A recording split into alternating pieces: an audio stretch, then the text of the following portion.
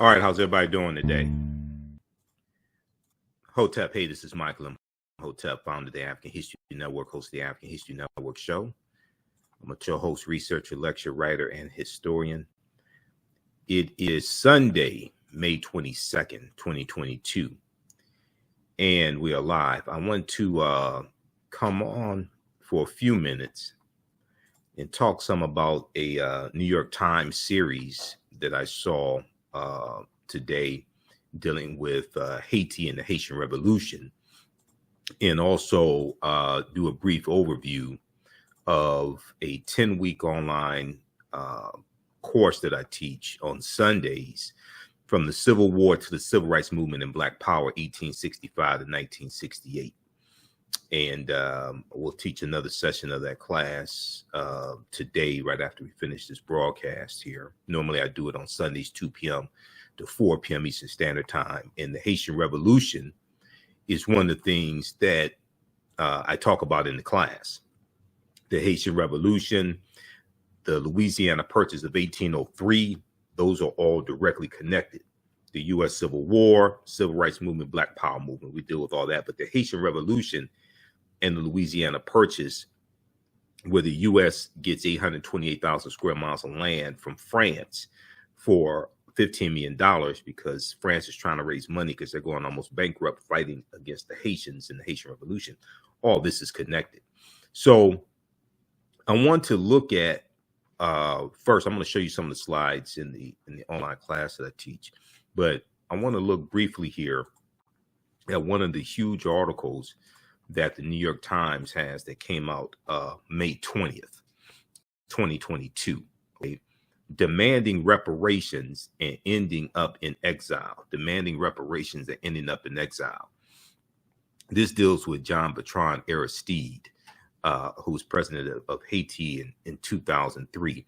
But this also ties to the fact that France forced Haiti with the threat of another war to pay reparations to France.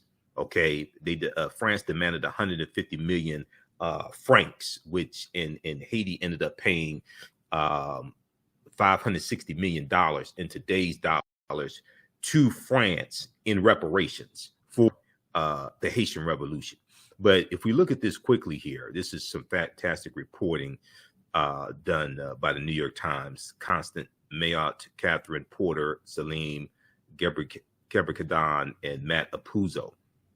But Jean-Bertrand Aristide, who in 2003 was the president of Haiti, and he was the first democratically elected president of Haiti. He said this was during he was on stage. This was during an event that was taking place. And he said Haiti deserves reparations from France. Basically, he said reparation boomed Jean-Bertrand Aristide, Haiti's firebrand president, to the cheers of the farmers and workers and students in the crowd. Okay, reparation, Haiti's firebrand president, to the cheers of the farmers, workers, and students in the crowd. The French ambassador, sitting on stage, hid his alarm behind an awkward smile. He knew Jean-Bertrand Aristide well enough. He knew Jean-Bertrand Aristide well enough to expect barbs at Haiti's former French colonizers and slave masters. But on April 7th, 2003, the president suddenly started calling for reparations.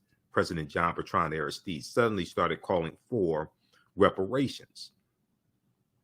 A bombshell that became a hallmark of his presidency, and diplomats now concede part of his undoing.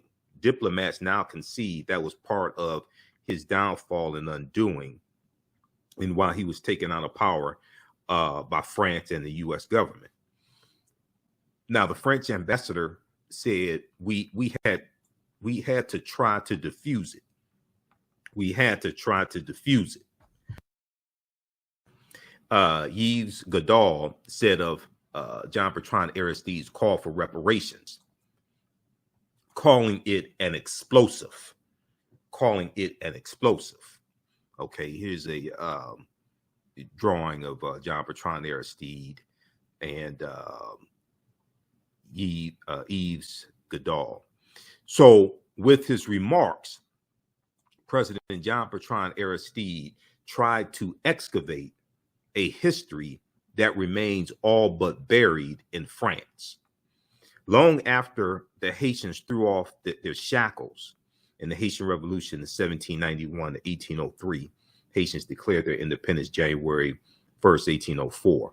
Long after the Haitians threw off their shackles, beat Napoleon's forces, Napoleon Bonaparte, beat Napoleon's forces, and won their independence 2 centuries ago, France came back with warships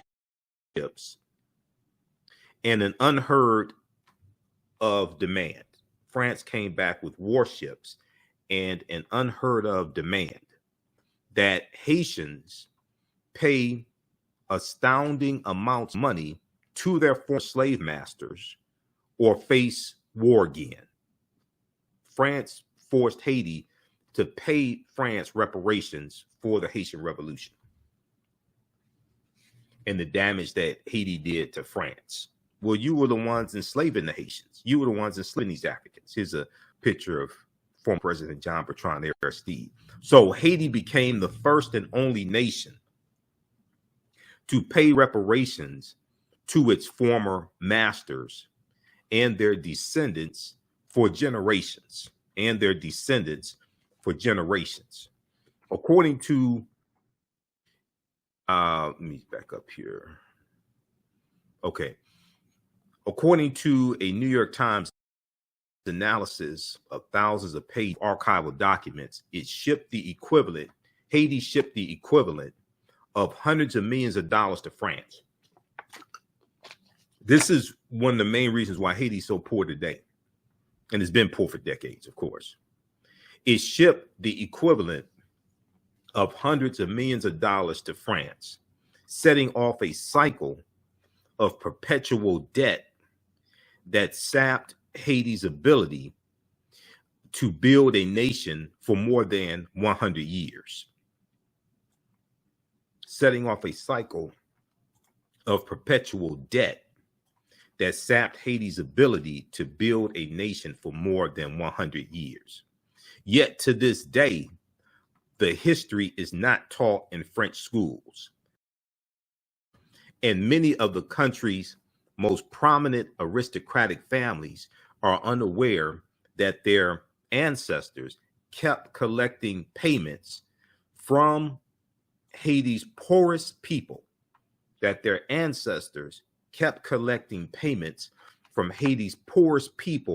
long after the end of slavery. Now, President John Bertrand Aristide, Haiti's first democratically elected president after decades of dictatorship, wanted France to do far more than acknowledge its past. He wanted restitution. President John Bertrand Aristide said, "What beautiful schools, universities, and hospitals we will be able to build for our children," he told the crowd. How much food we will have in abundance. Now, the consequences were immediate and lasting.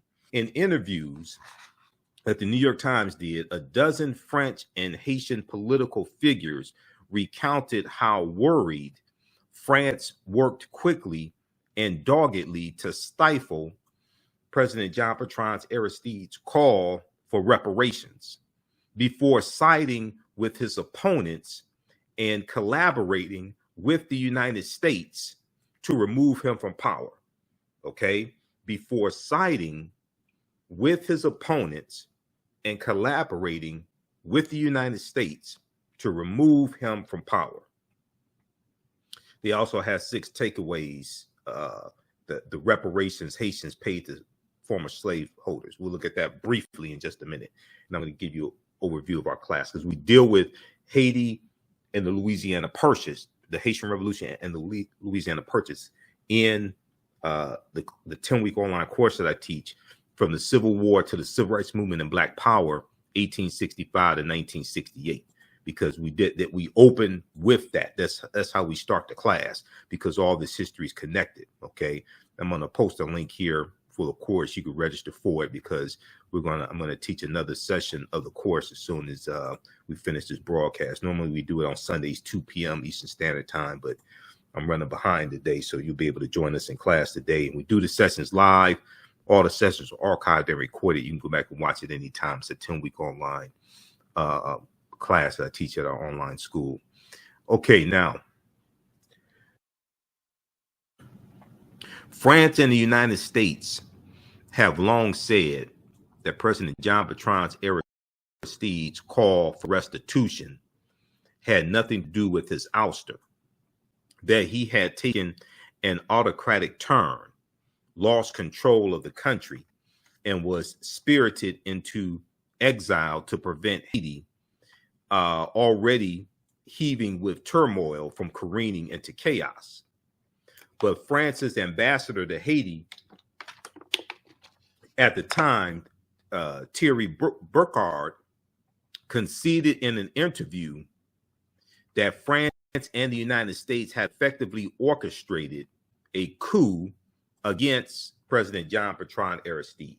Okay, France's ambassador to Haiti at the time, Thierry Burkhardt, conceded in an interview that France and the United States had effectively orchestrated a coup against President John Bertrand Aristide, and that his abrupt removal was, quote, probably a bit about his call for reparations from France too.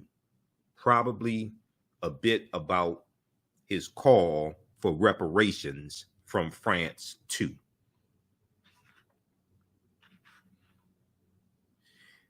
So Thierry Burkhardt, ambassador to France ambassador to Haiti at the time, Thierry Burkhardt said, it made our job easier to dismiss the reparations claims without Mr. Aristide in office. It made our job easier to dismiss the reparations claims without John Bertrand Aristide in office. So the showdown underscores how 2 centuries after France forced Haitians to pay their former slave masters, okay, 2 centuries after France forced Haitians to pay their former slave masters for the liberty they had already won in battle, the effects continue to ripple through the politics of both countries. By calling for restitution. Now, it's also important to understand, and we deal with this in the class also, it's important to understand, right?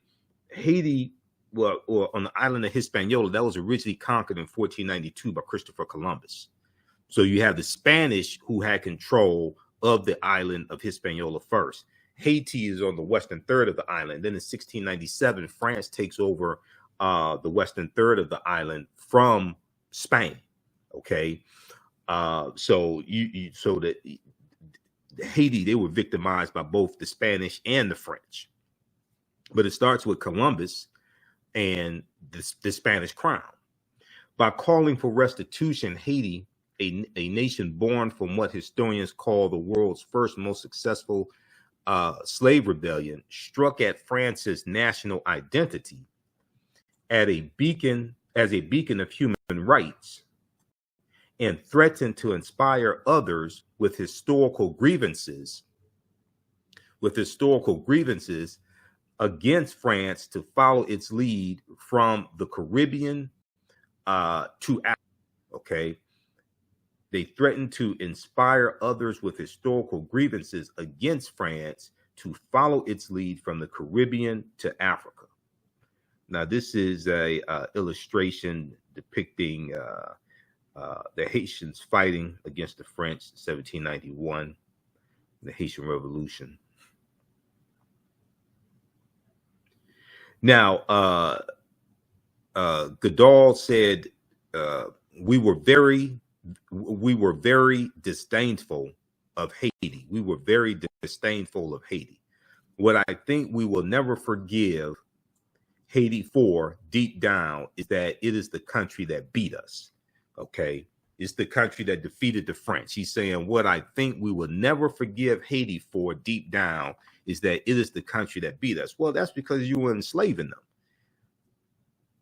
And you were exploiting their labor and treating them inhumanely, and they fought back.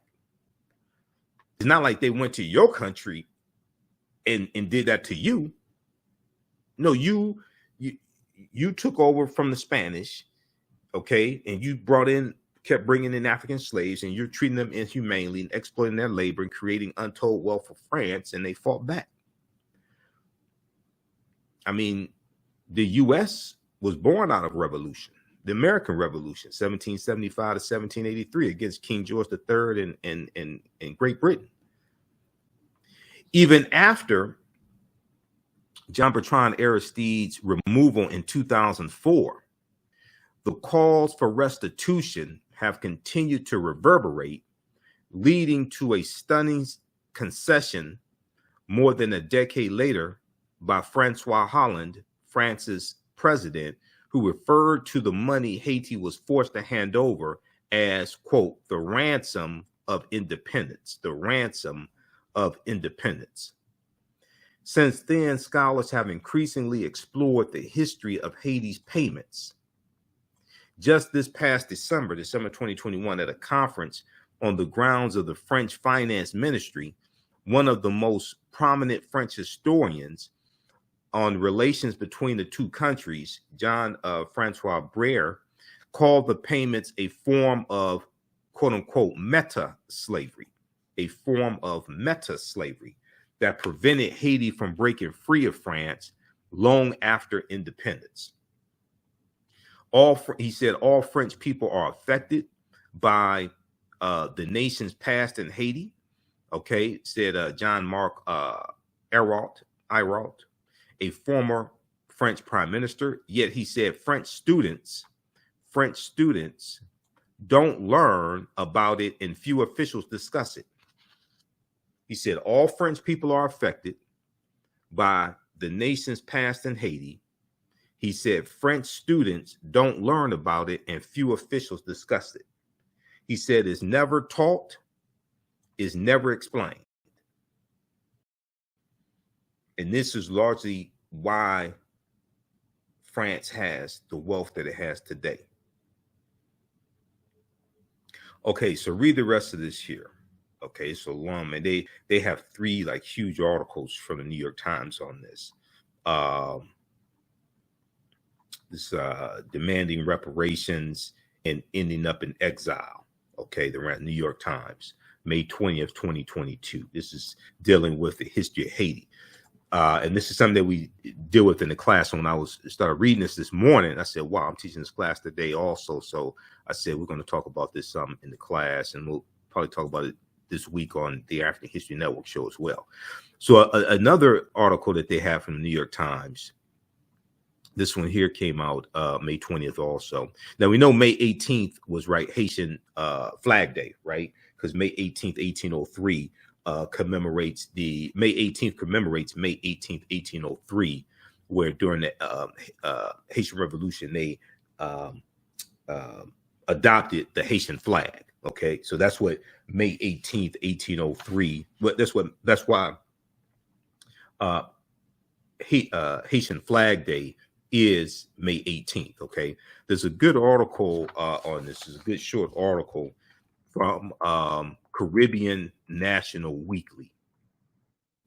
So if you saw like some Facebook posts from some of you, or social media posts from some of your friends that have a Haitian background, okay, on May 18th, and they were talking about Haitian Flag Day. Okay, that's what that deals with. So Caribbean National Weekly. Now this article is from 2020, but May 18th, and it talks about Happy Haitian Flag Day. Okay, and The origins of the holiday. So Toussaint Louverture was captured by the French in 1803. After Jean-Jacques Dessalines and other leaders, let's see if we can increase the size of this. After Jean-Jacques Dessalines and other leaders decided to continue the fight and march on what is now Port-au-Prince in Haiti, they wanted to carry a flag that would represent their troops. On May 18th, 1803, they pieced together a design for the official flag. Since then, May 18th has been known as Haitian Flag Day. May 18th is known as Haitian Flag Day. The design of the new flag began with the French flag made of blue, white, and red bands. The white band was removed to indicate that the French no longer controlled the colony, of Haiti. A woman named Catherine Flon, F-L-O-N, sewed the new flag together using vertical bands of blue and red cloth.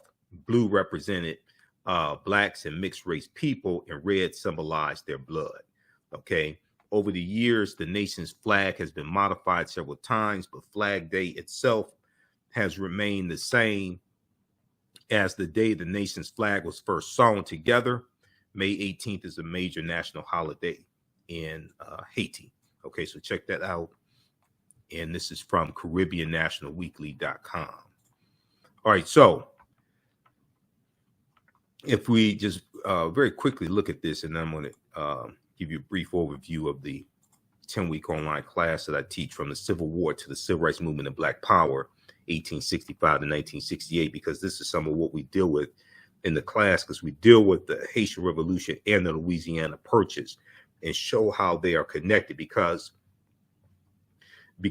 of the Louisiana Purchase and the U.S. doubling its territory, this increased the need for African slave labor here in the U.S. This increased the need for African slave labor here in the U.S. But if we just look at this quickly here, 6 takeaways about Haiti's reparations to France. This is from May 20th, 2022, from the New York Times. This is part of that series that they did. I just want to look at page 3 right here. The double debt that started it all. The double debt that started it all. And this deals with 1825, when a French warship bristling with cannons sailed into the port of the Haitian capital in 1825. An emissary from King Charles X came ashore and delivered an astonishing demand. France wanted reparations from the people it had enslaved, the Haitians. France wanted reparations from the people it had enslaved, the Haitians. Ordinarily, the defeated are the ones who pay reparations, not the victors, but not in this case here. Just a decade earlier, France had been forced to pay reparations to its European neighbors after the failed military campaigns of Napoleon, the very emperor whose forces were also defeated by the Haitians. But Haiti was virtually alone in the world with no powerful allies. It was fearful of being invaded and eager to establish trade with other nations, so it agreed to pay. Also, France threatened to go to war with Haiti again if they didn't pay reparations. Now, the demand was for 150 million French francs to be turned over in 5 annual payments, far more than Haiti could pay. So France pushed Haiti to take a loan from a group of French banks to start paying.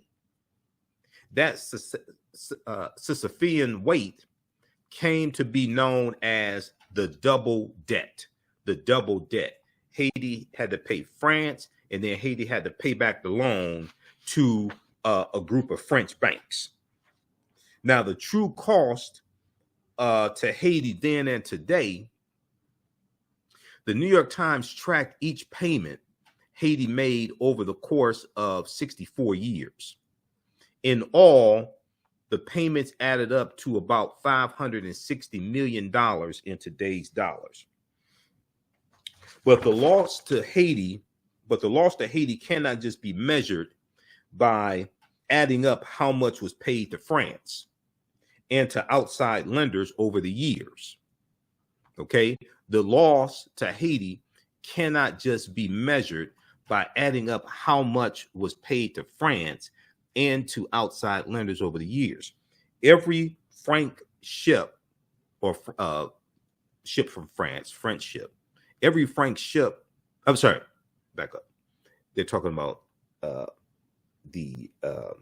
their monetary system. They're talking about their currency, francs. Okay, every franc shipped across the Atlantic took to an overseas bank vault was a franc not circulating among Haiti's farmers, laborers, and merchants. Every franc shipped, the French currency, across the Atlantic to an overseas bank, a European bank, a French bank, was a franc not circulating among Haiti's farmers, laborers, and merchants, or not being invested in bridges, schools, or factories. The sort of expenditures that help nations become nations, that enable them to prosper. Now, after reviewing thousands of pages of archival documents, some centuries old, and consulting with 15 of the world's leading economists, this is New York Times talking, the New York Times correspondents calculated, their correspondents for the New York Times calculated that the payments to France cost Haiti from $21 billion to $115 billion in lost economic growth over time. Okay. After consulting with 15 of the world's leading economists, their correspondents, New York Times correspondents, calculated that the payments to France that Haiti was forced to make cost Haiti from $21 billion to $115 billion in lost economic growth over time. That is as much as 8 times the size of Haiti's entire economy in 2020. Neocolonialism through debt is how Thomas Piketty, I think that's how you Piketty, one of the economists we spoke with, put it. This drain has totally disrupted the process of state building, he said. Neocolonialism through debt. And that was only the beginning. The double debt helped push Haiti into a cycle of debts that hobbled the country for more than 100 years. And that was only the beginning. The double debt helped push Haiti into a cycle of debts that hobbled the country for more than 100 years. Okay, so you can read the rest of this because they talk about the French banks, and this right here, the French bank that struck gold, right? The French government sapped Haiti with its demand for reparations. Okay, but in later years, the French approached Haiti with a different tactic: the outstretched hand of a business partner. After half a century of crushing payments tied to the double debt, Haitians celebrated the news that at last the country would have its own national bank. Okay, would have its own national bank. But the sort of institution that in Europe had financed railroads and factories. Okay. However, the National Bank of Haiti was Haitian in name only. It was of Credit Industriel et Commercial, which was a Paris based bank commonly known as CIC, and its investors. It was actually a Paris based bank, commonly known as CIC, and its investors. They controlled Haiti's national bank from Paris and took a commission on nearly every transaction the Haitian government made.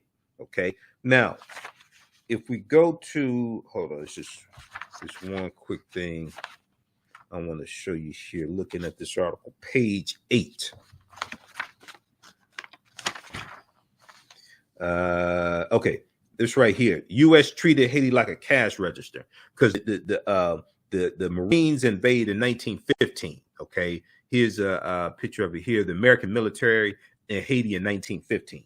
Okay, the U.S. treated. Where is that here? Okay, it's right below the picture. There we go. The U.S. treated Haiti like a cash register. When the American military invaded Haiti in the summer of 1915, so this is during World War I, which is 1914 and 1918, but the U.S. doesn't get involved in World War I until 1917. Okay, and this is at the beginning of the Great Migration of African Americans migrating from the South up north and out west. Okay, so when the American military invaded Haiti summer of 1915, the official explanation was that Haiti was too poor and too unstable to be left on its own devices. The official explanation was that Haiti was too poor and too unstable to be left to its own devices. U.S. Secretary of State Robert Lansing made little effort to mask his contempt for the African race, quote unquote African race, casting the occupation as a civilizing mission intended to end, quote, anarchy, savagery, and oppression, end quote. But a hint of other motives had come the winter before, when a small team of Marines entered Haiti's national bank and strolled out with $500,000 in gold.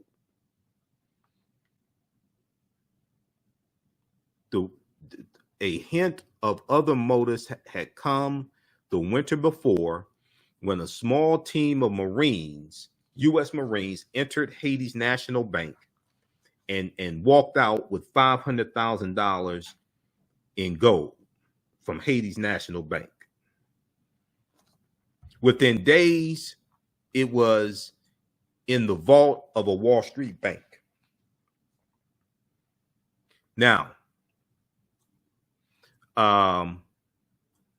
quote, you had the general who led the U.S. forces in Haiti said years later, describing himself as a racketeer for capitalism.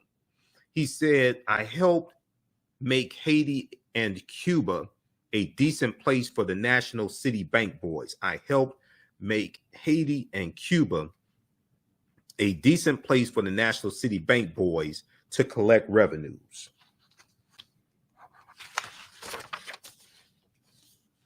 Now, National City Bank was the predecessor of Citigroup Bank. National City Bank was the predecessor of Citigroup Bank, and along with other powers on Wall Street, it pushed Washington to seize control of Haiti and its finances. Washington, D.C. It pushed Washington, D.C. to seize control of Haiti and its finances, according to decades of diplomatic correspondence, financial reports, and archival records reviewed by the New York Times. For decades to come, the United States was the dominant power in Haiti, dissolving parliament at gunpoint, killing thousands, and shipping a big portion of Haiti's earnings to bankers in New York City, while the farmers who helped generate the profits often lived near starvation. Some historians cite tangible gains for Haiti during the U.S. occupation, like hospitals 800 miles of roads, and a more efficient civil service. But they also point to the American use of forced labor, with U.S. soldiers tying up workers in ropes, making Haitians build roads for no pay, and shooting those who tried to flee.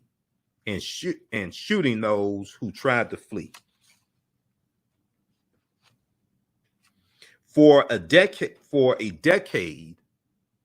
a quarter of Haiti's total revenue went to paying debts controlled by National City Bank here in the U.S., which became Citigroup Bank, and its affiliates, according to nearly 24 annual reports prepared by American officials and reviewed by the New York Times. At times, the American officers who controlled Haiti's finances spent more of its money paying their own salaries and expenses than on public health for the entire country of about 2 million people. Okay, so read the rest of this piece here, because I printed this up. This is 12 pages. Okay, that was on page 7 and 8. The U.S. treated Haiti like a cash register. That was on page 7 and 8. Okay, this is part of the this huge series that the New York Times just released. 6 takeaways about Haiti's reparations to France. How did the modern world's most successful slave revolt give birth to a desperately poor nation? Here is a summary of what a team of New York Times correspondents found out.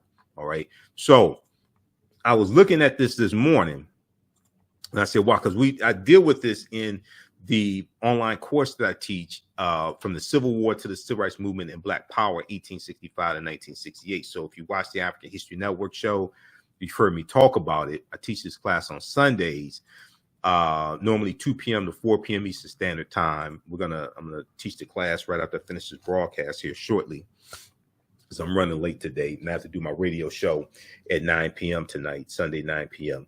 From the Civil War to the Civil Rights Movement and Black Power. And we start in 1803 with the Louisiana Purchase and the Haitian Revolution, because those two are connected.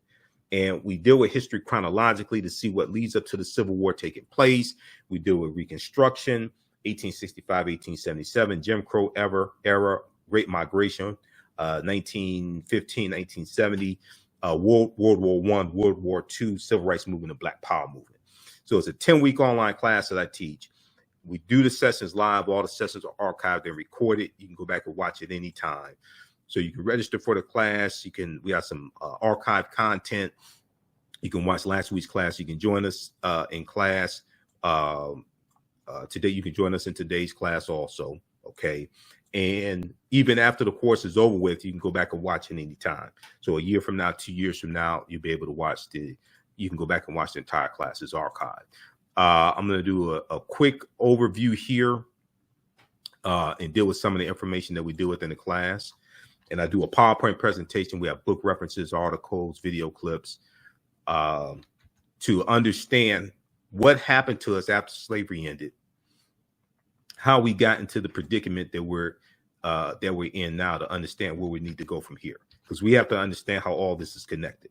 Okay, historical events don't happen in a vacuum. They are the culmination of a sequence of historical events that lead up to other events taking place. Okay, so the attacks on critical race theory, these anti-critical race theory laws, we saw how it complicated some lessons in schools during African American History Month. This article right here from Axios.com, new rules are limiting how teachers can teach Black History Month. The attacks on critical race theory, the attacks on the 1619 Project, even some type of backlash dealing with Juneteenth, history, teaching about the history of slavery in schools, teaching about white supremacy, racism.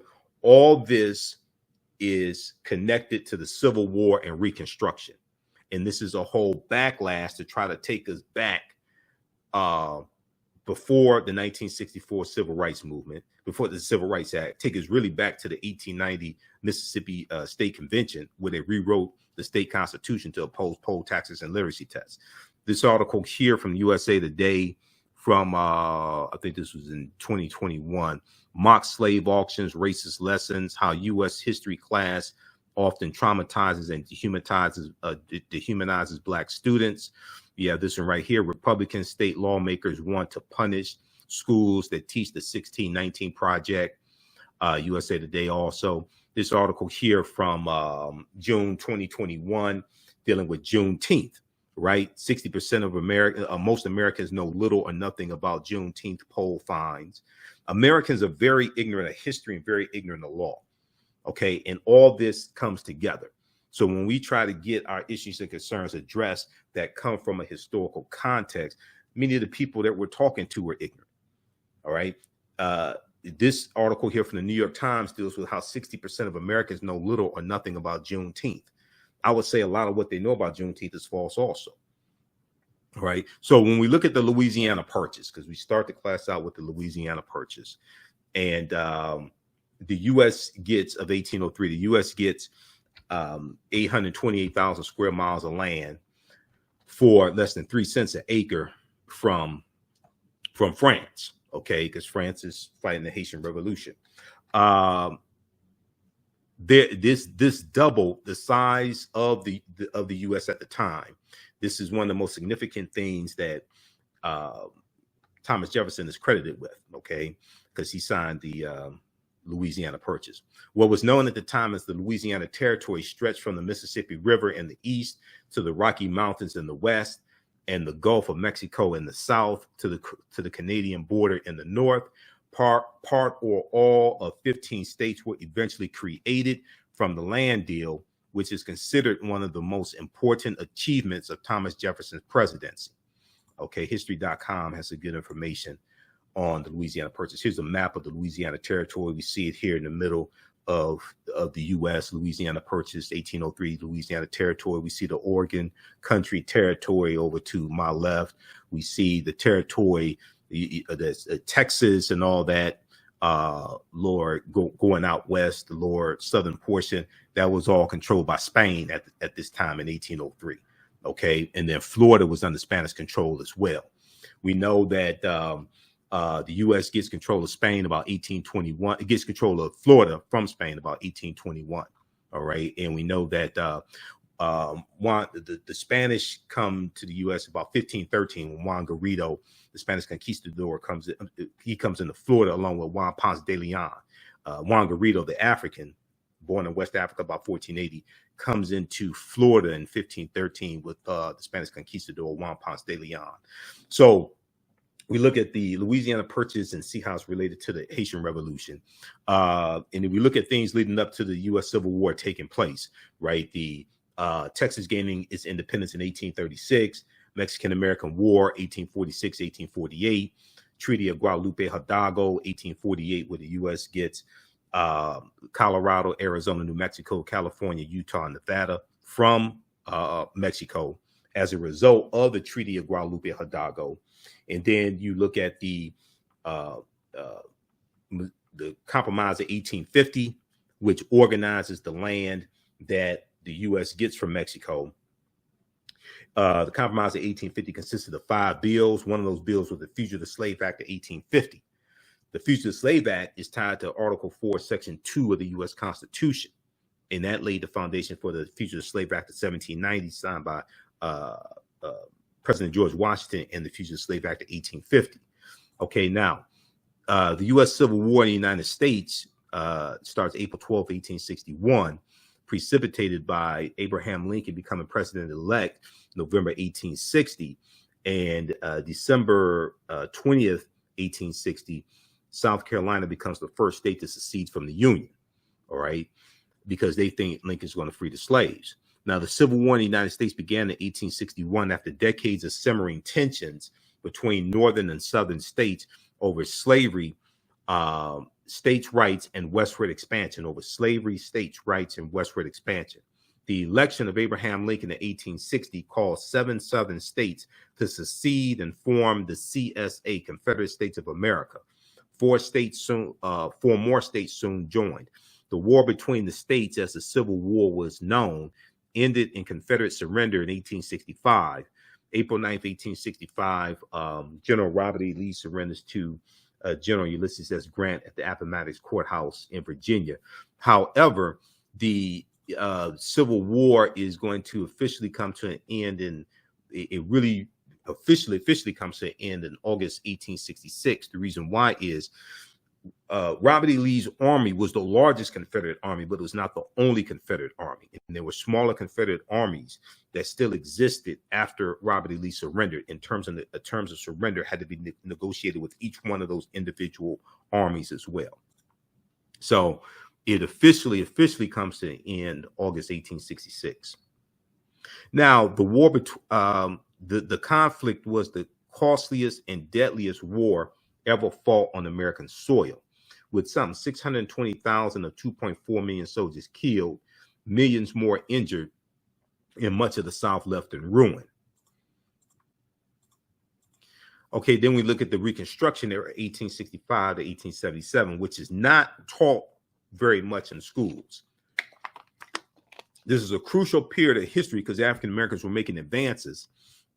And then the Reconstruction comes to an end with a backroom deal between Republicans and Democrats to allow Rutherford B. Hayes to become president, and he'll remove the remaining Union troops out of the South who were enforcing the laws and the new rights African Americans had, enforcing that to a certain extent. And this allowed the white supremacists in the South to fully take back control of Southern government, state government, local government, all of this, and really impose what we call Jim Crow laws. So the Reconstruction Era, 1865, 1877, for a period of for a 14-year period, the U.S.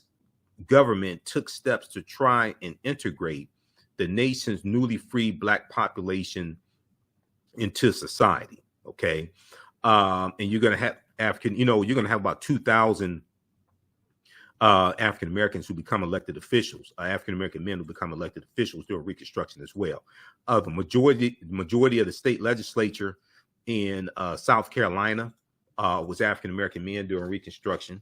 You have a U.S. senator out of Mississippi in 1870, Hiram Rhodes Revels.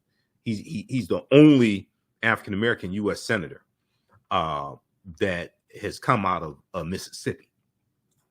Okay, Mississippi has not had an African American U.S. senator since Reconstruction, which is crazy.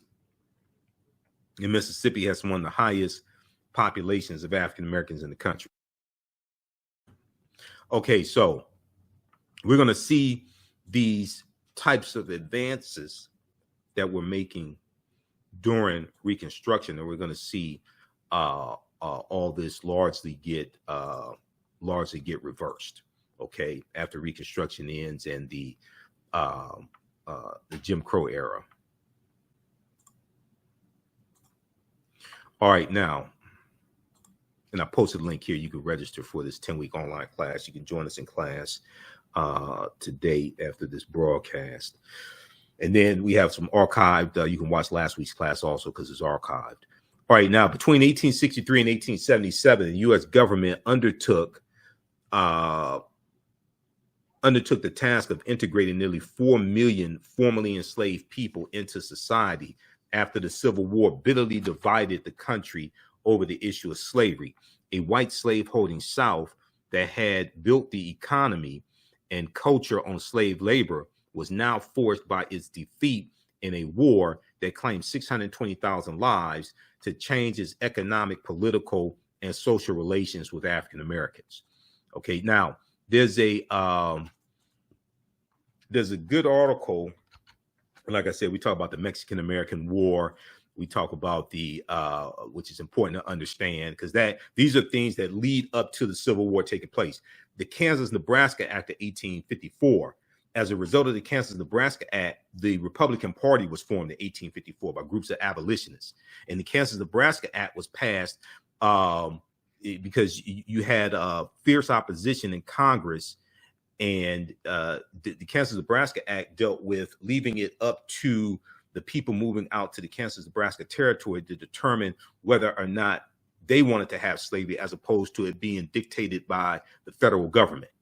And this, a lot of abolitionists were furious by this. The anti-slavery movement, they were furious by this because they wanted to reduce the number of territories that had slavery. Okay, and this leads to armed conflict in Kansas called Bleeding Kansas, which is about from 1855 to 1859. Bleeding Kansas. Okay, we deal with things like Manifest Destiny, 1845. Special Field Order number 15, 40 Acres and the Mule, Juneteenth, and really explaining what Juneteenth is, separating fact from fiction, 13th, 14th, 15th Amendments to the U.S. Constitution. 13th Amendment is based upon the main architect of the 13th Amendment was Senator Lynn Trumbull, is based upon what's known as the Northwest Ordinance of 1787. Contrary to the language dealing with neither slavery nor involuntary servitude, except as a punishment for a crime whereof the party shall be duly convicted. Okay, that comes from the Northwest Ordinance of 1787. That law already applied to white men. They're giving African Americans the same rights that white men had, especially African American men. That wasn't to re-enslave African Americans, anything like that. That's giving them the same rights that white people had. All right, that research the Northwest Ordinance of 1787. That's where that comes from. No, it did not re-enslave African Americans. That comes from a very poor understanding of history. This is one of the problems with Ava DuVernay's documentary 13th. The premise is false. No, the 13th Amendment did not re-enslave people. That's just nonsense. I interviewed Dr. Darrell Scott, history professor from Howard University, on my show for 2 hours, and he teaches a class at Howard dealing with from slavery to mass incarceration. We went through and dispelled all that nonsense. We did the 14th Amendment of 1868 as well. We talk about people like Sarah Rector, who was the richest Afro-American girl in the early 1900s, and she and her family got land because of the Black Freedmen Indian Treaties of 1866 and the Dawes Allotment Act of 1887. Oil was discovered on her land. She became a millionaire. This is in Oklahoma, and her family was of Creek Indian slave ancestry. Okay, they had enslaved Creek Indian ancestry because the Choctaw, Chickasaw, Creek, Cherokee, and Seminole Indians all owned African slaves, and we know Tulsa, Oklahoma, was founded by Creek Indians about 1834. When what are known as the 5 civilized tribes of Native Americans, when they get kicked off of their land in southeastern United States, they all go out west on what's known as the Trail of Tears, and they take their African slaves with them. A third of the people who were on the Trail of Tears were African people. Okay, so this ties into this history in Tulsa, Oklahoma, where Black Wall Street was, the Greenwood District, North Tulsa. That was founded by Creek Indians around 1834. The word Tulsa comes from the Creek Indian word Tallahassee. I've done a 2.5-hour lecture dealing with the history of Tulsa, Oklahoma. So I've done a lot in Black Wall Street. So I've done a lot of research on that. And a lot of your early African-American landowners,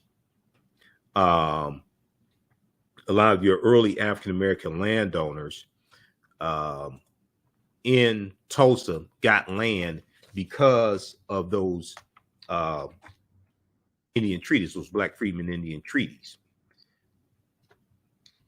If you look at the article here very quickly, and then I want to show you this one here from Time Magazine. We're going to get out of here so I can teach this class.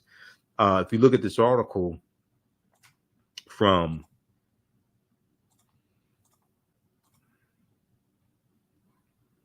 History.com, which is the official website of the History Channel. 9 entrepreneurs who helped build Tulsa's Black Wall Street, from May 14th, 2021, by Alexis Clark.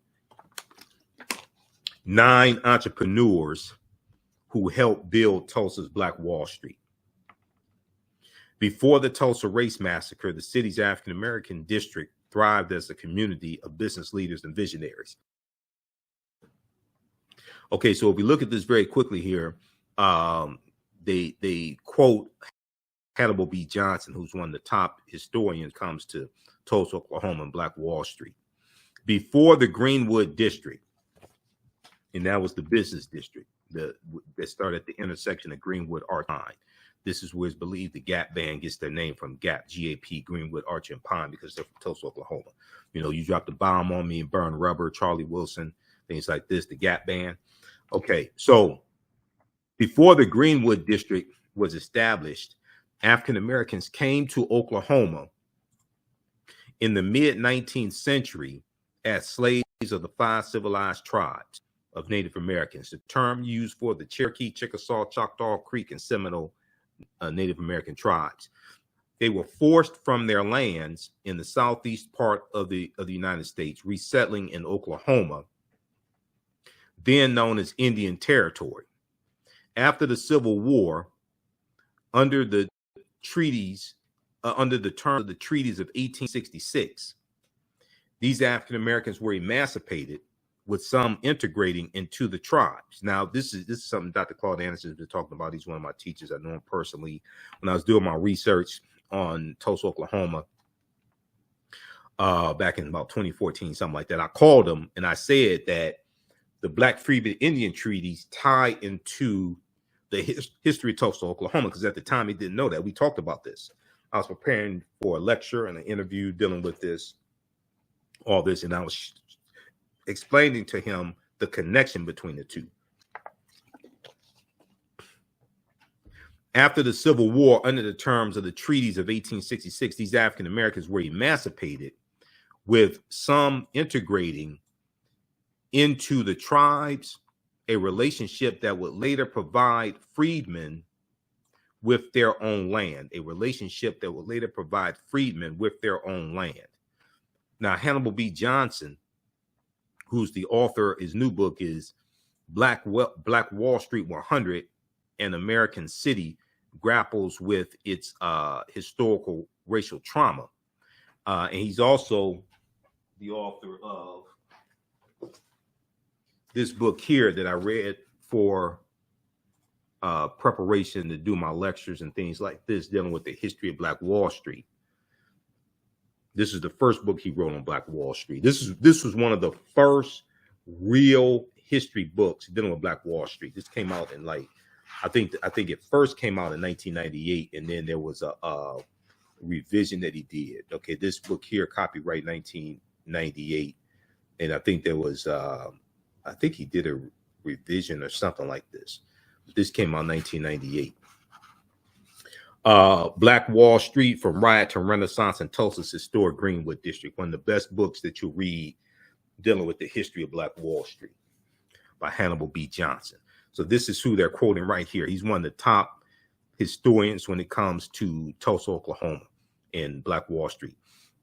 He said the relative wealth of some Black folks in Oklahoma comes in part through their connection to the tribes, Native American tribes, and land ownership. The relative wealth of some Black folks in Oklahoma comes in part through their connection to the tribes and their land ownership, says Hannibal B. Johnson, historian and author of Black Wall Street 100, an American City Grapples with its Historical Racial Trauma. The Dawes Act, the Dawes Allotment Act of 1877, which redistributed 138 million acres of land. The majority of it is supposed to go to Native Americans and Black Indians, things like that. 2/3 went to white people. This is where you get the $5 Indian from. White people learned about this, and you had to anglicize your name to have your name added to the Dawes rolls. This is one of the requirements. So white people, Europeans here, paid $5 to have their names added to the Dawes rolls so they can get this land. The Dawes Act of 1887 authorized the government to divide tribal territories into allotments for individual Native Americans, which included Black members. This is how Sarah Rector and her family gets the money, gets the land. As word spread that Indian Territory was a safer place for African Americans to settle between 1865 and 1920, more than 50 Black townships were founded in Oklahoma. So when the Tulsa Race Massacre happens June 1st, 1921, and Tulsa is largely destroyed, the North Tulsa is largely destroyed, we rebuilt Black Wall Street. We rebuilt the Greenwood District. We rebuilt North Tulsa with our own dollars and the help of the surrounding Black townships. That's the most magnificent part of this story that does not get told.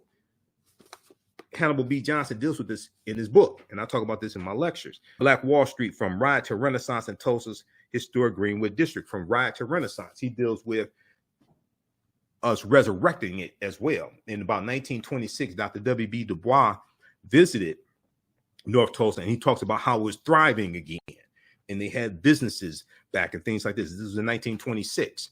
This is 5 years after the race massacre. Okay, so read this article here from history.com, 9 entrepreneurs who helped build Tulsa's Black Wall Street. Okay, then you have this one here, also from history.com.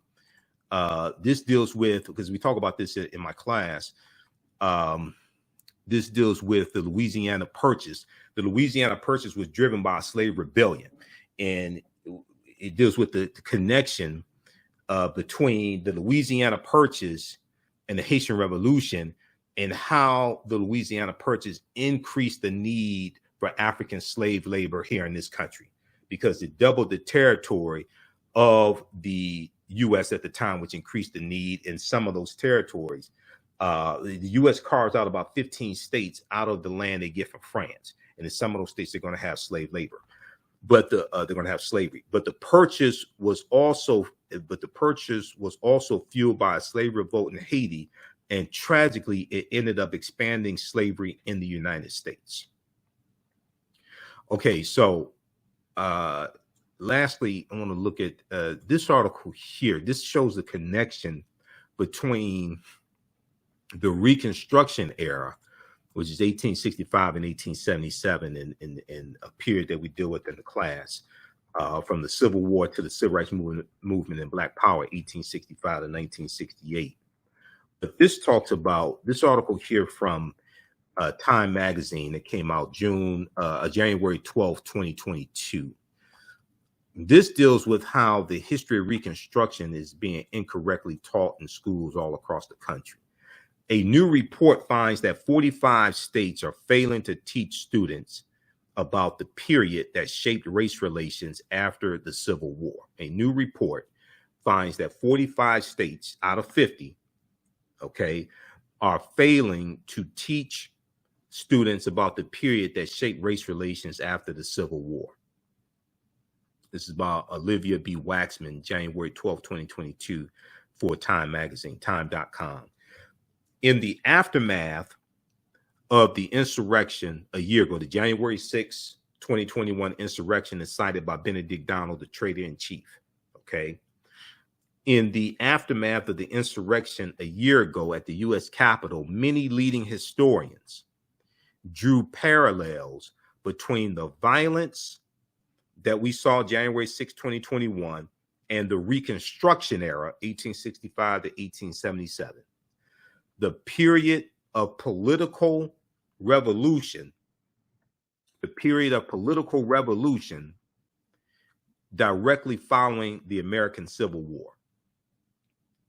Quote, the events, historian Eric Foner said, the events we saw reminded me very much of the Reconstruction Era and the overthrow of Reconstruction, which ends in 1877, which was often accompanied or accomplished, I should say, by violent assaults on elected officials. Eric Foner is a Pulitzer Prize-winning historian and author of the book Reconstruction, America's Unfinished Revolution, 1863 to 1877. He said this in an interview with the New Yorker, published a week after the January 6, 2021 insurrection. We saw these domestic terrorists storming the U.S. Capitol building, assaulting over 140 police officers, talking about hang Mike Pence. Some of them erected gallows outside. They were looking to do harm to members of Congress. Okay, violent assaults on elected officials.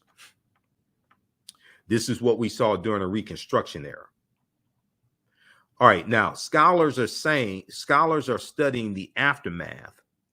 Scholars say studying the aftermath of the Civil War can help put in context many of the most seminal events in U.S. recent years, from the brutal murder of George Floyd by police in 2020 to the voter suppression laws enacted by black voters, enacted after black voters played a big role in helping Joe Biden and Kamala Harris be elected president and vice president in 2020. But despite the timeliness of the era in today's climate, many students in American schools will not get a full education of Reconstruction until they get to college, because it's not taught in most schools. 45 out of 50 states are not teaching, are failing to teach students about Reconstruction. Okay, so read this article here from time.com, Time magazine. And then when you look at what took place in 1890 at the Mississippi State Convention, this is why you needed a Voting Rights Act of 1965 to cancel out what Mississippi did in 1890 and South Carolina 1895, Alabama 1901, Louisiana 1898, where they imposed poll taxes and literacy tests. Where is that article here? It's a big article from the Washington Post that deals with this. Let me pull this up here. It was called the Mississippi Plan. Okay. And this became, now Florida was the first state to have poll taxes in 1889. Then Mississippi does in 1890. This article here from the Washington Post gives you an overview of this. The Mississippi Plan to keep blacks from voting in 1890. We came here to exclude the Negro. This is from May 1st, 2021. And Solomon Saladin Calhoun was the white county judge who presided over this state convention. And he said, let's tell the truth if it burst the bottom of the universe. He said, we came here to exclude the Negro. Nothing short of this will answer. African Americans were the majority of the population in Mississippi at the time. And these white supremacists, they wanted to rewrite the state constitutions to impose poll taxes and literacy tests to suppress African American voters, to keep us from voting and largely keep us from registering to vote, because you had to then pay a tax like $2 or whatever it was to register to vote. Okay. And then they're going to, the African Americans that we got elected into the state legislatures, things like this, they're going to get knocked out. They get voted out of office. We see this across the South. Okay. So they talk about Solomon Saladin Calhoun. Delegates eventually adopted a literacy test and poll tax geared to suppress the black vote in the state with a black majority. The Mississippi Plan became the model throughout the South, part of a raft of racially oppressive Jim Crow laws that ended Reconstruction. Reconstruction ended before 1890 when this took place. Reconstruction ended before 1890 when this took place. But we're going to see things like this take place after Reconstruction ends, okay, and to reverse the advancements that we were making. All right, so if you like, how's everybody doing today? Share this broadcast on social media platforms. Give us a thumbs up, give us a heart, give us a like if you like this broadcast. If you want to learn more about this type of information, this is what we deal with in the 10-week online class that I teach on Sundays, 2 p.m., normally 2 p.m. to 4 p.m. Eastern Standard Time. I'm going to jump in and teach this class now. We're running later today, and I have to do my radio show at 9 p.m. on Sunday. From the Civil War to the Civil Rights Movement and Black Power, 1865 to 1968. We started in 1803 with the Haitian Revolution and the Louisiana Purchase. We deal with history chronologically up through 1968. Civil War, Civil Rights Movement, Black Power Movement, Great Migration, World War I, World War II, Civil Rights Movement, Black Power Movement, okay? And some of the slides I showed you are from the presentation. I do a PowerPoint presentation. We have book references, articles, video clips, all of that. You can use this information with your children. I would say the information is PG-13. It's not overly graphic. I don't do a lot of cursing, etc. We do the sessions live. All the sessions are archived and recorded. We just had this session here of the class just started up really last week. So we do the sessions live. All the sessions are archived and recorded, so you can go back and watch it anytime. And a year from now, 2 years from now, you can go back and watch the entire class. Okay, so we do this normally Sundays, 2 p.m. to 4 p.m. Eastern Standard Time. Also, on Saturdays, the class that I teach is Ancient Kemet, the Moors, and the Ma'afa, Understanding the Transatlantic Slave Trade, where they didn't teach you in school. So we had a great class on Saturday. This course just started up also. That one's on sale, $80, regularly $130. It's the same format, PowerPoint presentation, book references, articles, video clips, what we do with thousands of years of history. If you've taken any of my online classes in the past, email me at ahnshow@africanhistorynetwork.com. You'll get a 50% discount. Okay, email me at ahnshow@africanhistorynetwork.com if you've taken any of my online classes in the past. And then also we have a course bundle pack where you get the classes that I teach. You get those in a bundle for $120. It's a $285 value. So you get a discount on that. Okay, so we have all that at our website, AfricanHistoryNetwork.com, AfricanHistoryNetwork.com. Okay, so you can check that out there. You can register for the class. We have the information here in the thread of the broadcast, from the Civil War to the Civil Rights Movement and Black Power, 1865 to 1968. Also, if you like this type of information as well, you want to support us, $ the AHN Show through Cash App. $ the AHN Show through Cash App, also through PayPal, paypal.me/the AHN Show. That helps us keep doing the research, stay on the air, keep broadcasting, pay some of the bills, broadcast our radio show, also the African History Network show. And I'm on 9-10 a.m. the Superstation WFDF on Sundays, 9 p.m. to 11 p.m. Eastern Standard Time. We have the information at our website, AfricanHistoryNetwork.com. We have the information here for Cash App and PayPal. This is our official Cash App account, $ the AHN Show, SHOW. When you go to it, it says Michael and shows my picture there. These other ones here are fake African History Network Cash App accounts I'm trying to get shut down. Cash App is already, I contacted Cash App. They've already opened up an investigation because there are these and a couple of other ones out there that are stealing money from us, and they're scamming, pretending to be the African History Network. We have our link here, and then the yellow PayPal donate button also. And then information here about my radio show. I've been doing radio 12 years, 6 years on 9-10 a.m. Superstation WFDF on Sundays, 9 p.m. to 11 p.m. Eastern Standard Time. We broadcast on our Facebook fan page, The African History Network, The African History Network, and my YouTube channel, Michael Imhotep, IMHOTEP, when we're live. So follow us there, turn on live notifications, so you know when we go live. You can also listen on 9-10 a.m. Superstation WFDF here in Detroit, or download the iHeartRadio app and search for the African History Network show. Well, search for 9-10 a.m. You can listen live, or search for the African History Network show, because they have about 300 of them audio podcasts there. Okay, look, we have to get out of here. Remember, at the African History Network, we focus on educating, empowering, and inspiring people of African descent throughout the diaspora and around the world. Be sure to register for this class and the other ones. We'll see you in class and see you on the radio. Right now, it's correct wrong behavior. Behavior is not over till we win. Wakanda forever, and we'll talk to you next time. Peace.